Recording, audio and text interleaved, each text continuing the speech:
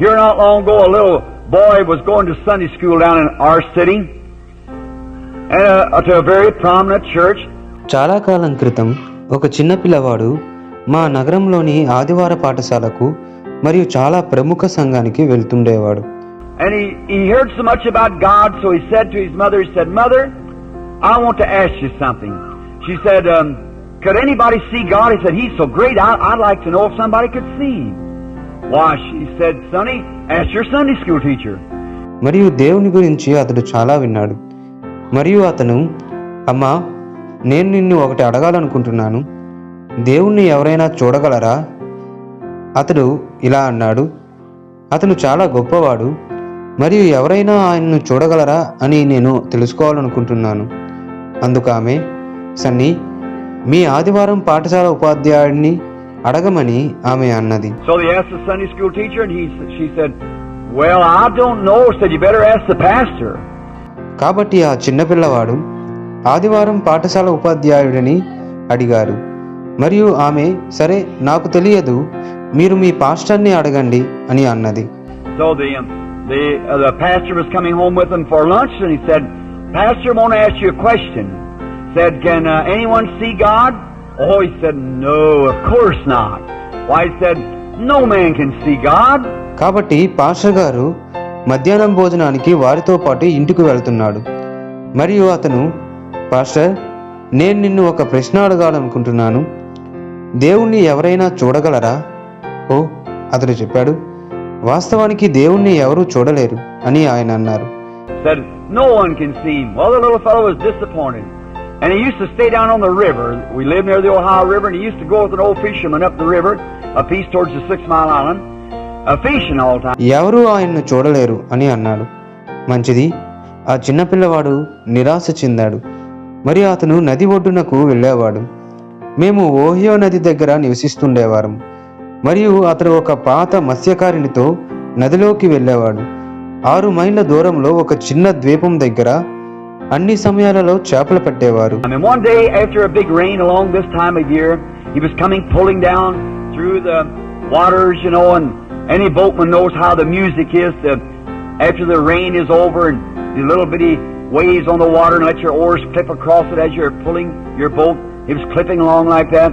మరియు ఒక పెద్ద వర్షం తర్వాత ఒక రోజు నదిలో పడవను ముందుకు నడుపుతూ, మీకు తెలుసు, మరియు నీటి యొక్క శబ్దంతో కలిగే సంగీతం ఎలా ఉంటుందో ఏ బోట్మెన్కైనా తెలుసు. వర్షం ముగిసిన తర్వాత మరియు నీటి మీద తరంగాలు మరియు మీరు మీ పడవను లాగుతున్నప్పుడు, పడవ ఒడ్లను తాకుతున్నప్పుడు చేసే శబ్దమును ఎలా సంగీతాన్ని వినిపిస్తాయో ప్రతి బోట్మ్యాన్కి తెలుసు. The old fisherman had a long white beard. He began to look over his shoulder, and where the sun come out, where the rain had been, made a rainbow. And he'd pull the oars on, he'd turn around and look. పాత మత్స్యకారుడికి పొడవాటి తెల్లటి గడ్డం ఉండేది. అతను తన భుజం మీదుగా చూడడం ప్రారంభించాడు.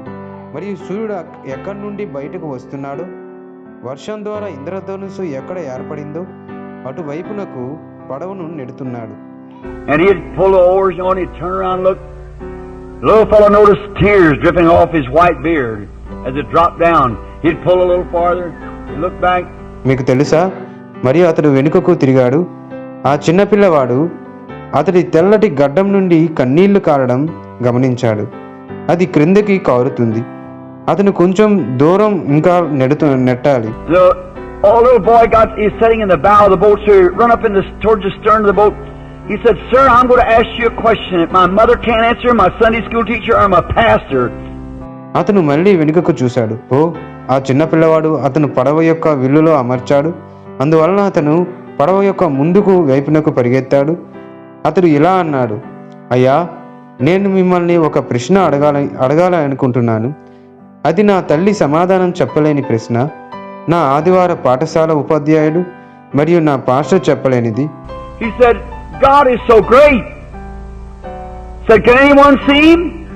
And the old fisherman pulled his oars into his lap, throwed his hands into his face like that and wept out, grabbed the little fellow and hugged him. He said, "God bless your little heart, honey. All I've seen for the past 35 years has been God." దేవుడు చాలా గొప్పవాడని నేను విన్నాను. ఎవరైనా ఆయన్ను చూడగలరా? అని అడిగాడు. మరియు పాత మత్స్యకారుడు తన తెడ్లను తన ఒడిలోనికి లాగి తన ముఖంపై ఉన్న చెమటను తుడిచి కన్నీళ్లు పెట్టుకుని చిన్నపిల్లవాడిని పట్టుకొని కౌగిలించుకున్నాడు. అతను, దేవుడు నీ చిన్ని హృదయాన్ని దీవించునుగాక. గత 35 సంవత్సరాలుగా నేను చూసినదంతా దేవుడునే. There's so much God on the inside, you can see Him on the outside if He gets on the inside. The old fellow was just so full of God in here, everything he looked at, he's seen God in it. నాలోనే దేవుడు ఉన్నాడు. దేవుడు మీలోని ఉంటే మీరు కూడా ఆయన్ను బయట చూడవచ్చు. పాత వృద్ధుడు దేవునితో నిండి ఉన్నాడు. అతడు చూస్తున్న ప్రతి దానిలో కూడా దేవుణ్ణి చూసేవాడు. You got to get God in here in order to see God outside. You remember when you was first converted? Oh, how different things look. The trees look different and the birds had a sound like they never had before. Is that right? బయట దేవుణ్ణి చూడడానికి మీరు మీలో దేవుణ్ణి కలిగి ఉండాలి. మీరు మొదట మారినప్పుడు మీకు గుర్తున్నదా? అన్ని విషయములు వ్యత్యాసంగా ఉండేవి. చెట్లు వ్యత్యాసంగా కనిపించేవి, పక్షులు చేసే శబ్దం వ్యత్యాసంగా కనిపించేవి. దేవుడు అక్కడే ఉన్నాడు. అది సరియేనా? God had just come in here. God speaking out in His universe. How marvelous He is. దేవుడు ప్రకృతి ద్వారా మాట్లాడును. అతడు ఎంత అద్భుతమైన వాడు.